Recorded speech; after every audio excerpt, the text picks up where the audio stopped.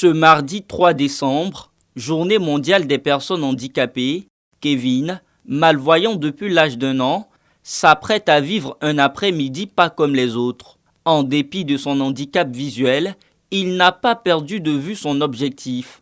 Inscrit en Master 1 d'anglais, Kevin caresse toujours le rêve d'être journaliste. La direction des journaux d'information de la RTI 1 lui ouvre donc ses portes le temps d'une immersion.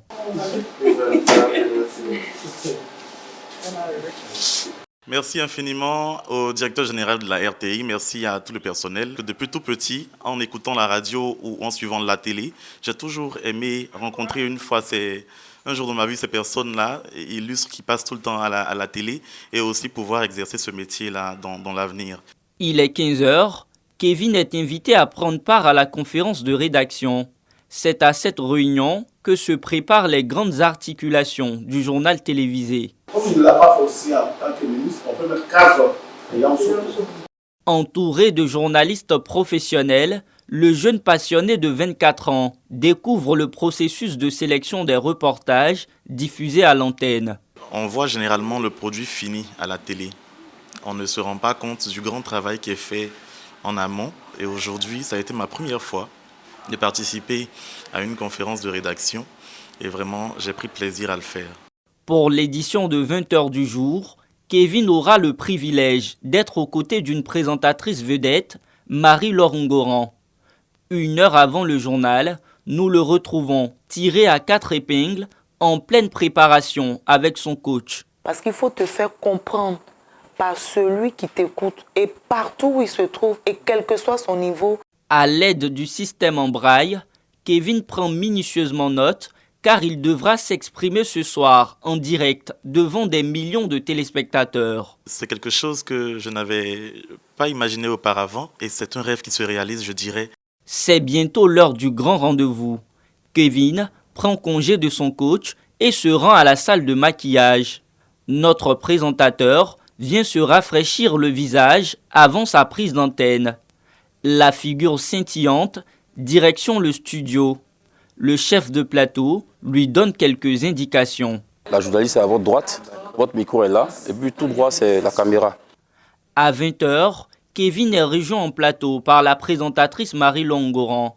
Et comme prévu, elle lui cède le micro pendant le journal pour annoncer un reportage. Ces conventions signées par le ministre des Mines, du Pétrole et de l'Énergie visent à diversifier et à augmenter les capacités de production d'électricité en Côte d'Ivoire. Suivant le reportage de Lansine Bakayoko.